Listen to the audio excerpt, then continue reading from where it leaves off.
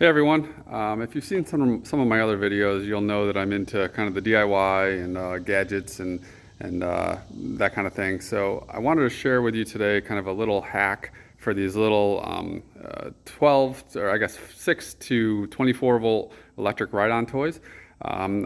You've seen some other videos on the internet showing how people use some drill batteries and stuff to make these work, but today I wanted to show you kind of how you can use one battery and make a solution for all different types of vehicles. So anyway, you're probably familiar with these. If you have kids like I do, they basically live on these things during the summer. And the normal lead acid batteries that they come with, here's an example here and another one over here. They're good for like the first summer maybe. But then they really peter out, and the kids just complain that they're never charged. And then when they die after 10 minutes, they come in and you have to wait for a whole another 8 hours, 10 hours to get them to charge. So what you've seen is pretty popular on the internet is people using these little 18 volt batteries or 20 volt batteries. This is a Ryobi one here, but you can do the same thing with dewalt, Makita. Everybody has a solution. You basically just buy these little adapters. I recommend the kind of the higher gauge, at least 12 gauge wire coming out of the top of them, and they just clip on the batteries. Some of them come with inline fuses, some of them don't. These ones here actually just came with some pigtails, and I soldered on some of these SAE connectors, these 12 volt SAE connectors you can get anywhere. I got these on Amazon. I highly recommend these for this application because it's super simple. You just have a positive and negative, and they're basically idiot proof. They just plug together. And then you can buy these inline fuses if you want. I ended up putting a 30 amp inline fuse just to protect the system in case anything were to happen. So that's one solution, is you can just run 18 volts. So you just clip this on the battery, and you can clip your fuse inline to this and then plug that into the vehicle. Now, there's only one modification you got to make on the vehicle, and that is to cut off the initial connector and put on an SAE pigtail. Now, you can do that, or you can just make an adapter to go from the base vehicle kind of peg-perego connector to the SAE. That's up to you. For my application, it was easier just to cut it off and put on this connector here. But the other the limitation with that is then you're stuck with 18 volts. Now, these vehicles will run at 18 volts, no problem. Especially the original 12 volt systems. The initial jump when you press the pedal is kind of aggressive at 18 volts, but the bigger kids do like that. But if you have littler kids, or if you have smaller machines that don't run off of 12 volts, like this one over here, this is a 6 volt ATV, then you need to turn that down, because if you run those on 18 volts, they will burn up the motors very, very quickly. So that's where these little motor speed controllers, or I guess motor controllers, come into play. Now, these are on Amazon. I think they're like, I don't know, $12, $14 or something. They have a 7 to 70 volt input. And then you can dial it. It's basically a potentiometer that lets you dial all the way from 0 up to the max based on PWM, pulse width modulation. So I think it's like a 12 kilohertz. So it's pretty fast, and these things are pretty good and pretty reliable for what they are. And once you have a battery hooked up to that, you can then make your own little gauge on here to know at what point is 0 volts, what point 6 volts, what point's 12 volts. And I just put some guides on there so that when I put it into the vehicle, I kind of know what I'm running.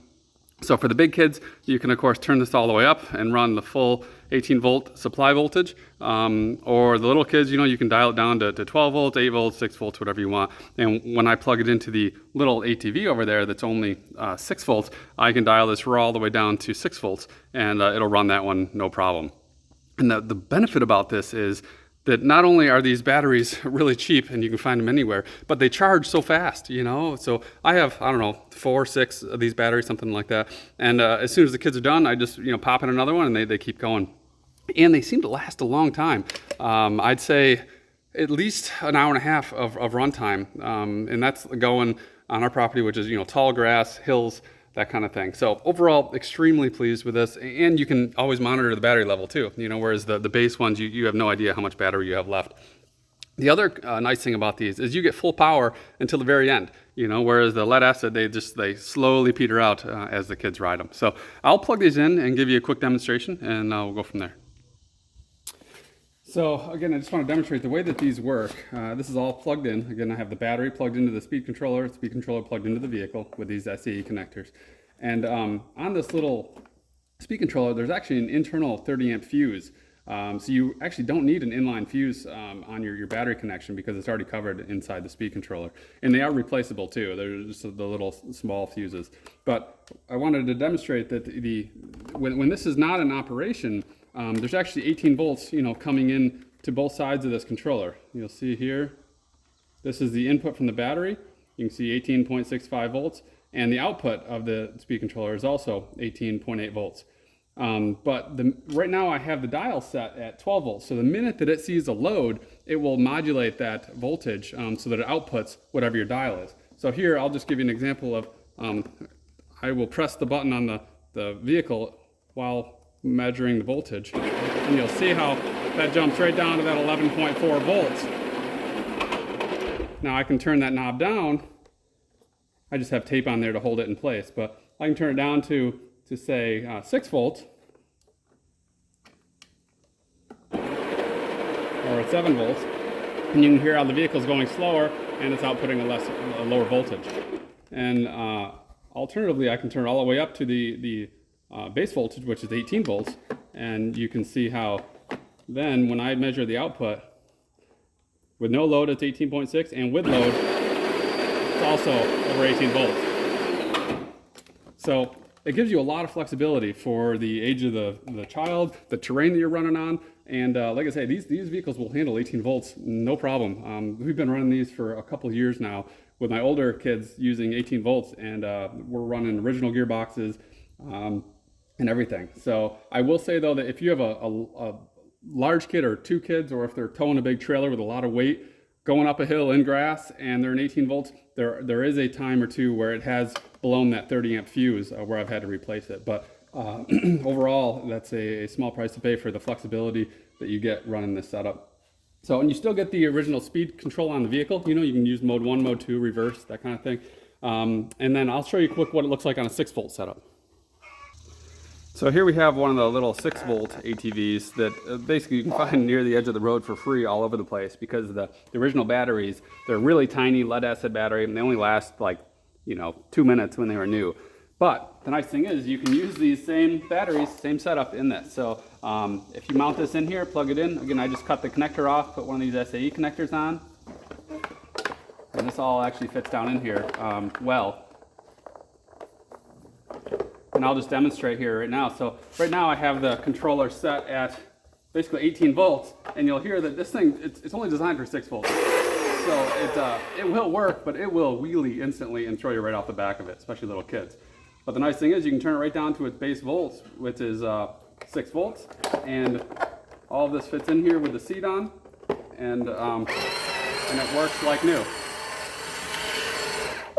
So my kids have really enjoyed these things. Again, I have a pretty wide age range of children, but they use these things almost every day in the nice weather and in the summer. And one battery setup can work across a whole line of different vehicles. And it's so nice to be able to just pop them on the charger quick and go. Now, I will be doing a video here in the coming weeks on how to get these same batteries to work on the larger battery powered items from Razor and others. Now these come standard with a 24 volt battery, so it's a little bit trickier because, again, the batteries I'm using are 18 volts, so I can't just pop them in with the speed controller and get them to work. So I will have to run some of these in series, and I'll show you how that's done. But again, it's to replace the really expensive and low performing 24 volt lead acid batteries that are in both of these. So anyway, stay tuned. Feel free to like, subscribe, and check back in later with that update. Also, I have some other updates coming. We're gonna try to take apart this old washer and make a pretty unique fire pit out of it. So we'll look forward to that. That'll be coming in the next couple weeks as well. So anyway, stay tuned. Thanks for checking in. See ya. Bye.